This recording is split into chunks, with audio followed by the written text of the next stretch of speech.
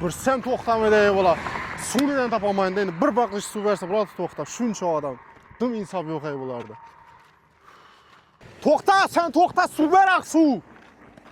Va, bir insof yo'q ey. Ha? Suv berje o'xshaydi insofli to'xta deydi. Qani? Ha, inetişiyordur, suv beradi bu. Ha? Nere bo'tir bu? Ha, shamallajab o'xshaydi. Shamallab turib suv beradi. Yine yurttaşlar bize trenddeki derekana geldik yine. 164. stalbanın teyinde yine. Bizler hem öz kıssalarımızı koşup yine.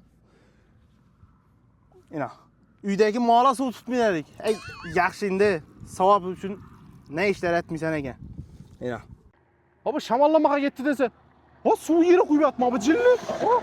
Bizler hem üçün savap iş edecek dosanla iş ettiğinden su kısanla boladı. Ha. Ha. Çettin bunu usta. Ha, hey. Suv yere koyup şet tursam ben azalım. Trenddeki ne boturgan için bizler hem şunu düşürüp koyacak edik. Bir setler yolda su sorat turp. Siz görmeyin kapmanakı. Ben bu dereke su kıyamandaki gelip oturtmanakı. Trendde boturgan ustake. Üyünde köçege. Ekken mi sen bunu üyünde köçege? Ya yok akır. Hemme kuygan içinde turpman ku. Yok akır. Verre bu sırat taşan bunu. Ay be. Bir bakış su kıyadı. Bak musori bir de savap. Baktan o. Bu ne o? Savap. Bir yasman koydular ki mağara. Yasman koydular yine. Metki. Hey bile. Şu adamdan çıtıyordum ha. Su veredi. İndi kim beredeyim ha su? Ha brat kısıkmasanız da suma. Ben maşinde bar yine size beremen. Durun. Ekkelemen ağzı. Dostlar ağzı yolda ötüp batırdım. Bir bratımızı görüp kaldım. Kıynalgana keyin su soradılar. Su etkep verdim yine. Sizler hem şunu adamları görsenler befark bulmanglar. Yardım etinler. Yenglaştıray Kerem Şorvan'ı. Atka adamın millet ku seni. Ha? Yardım ettim size. Ha? Atka adamın Instagram açıkazan. Tur yok al beni. Tur. Götüyedik baklaşın. Götüyedik başkasına mı?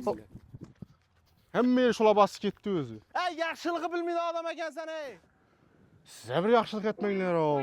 Hemme bile deken o size yetki işleyinizi. İnternete çıkasan da hemme sağ bir şeydi bula. İnternet toktasa sağpan toktayım ben şunda. Şu direkçeli kadro yok ey bak o adamın. Ha? Ha şok adık koy su sömürttüler bunu. Götüleyiz açık kaldık sizlere.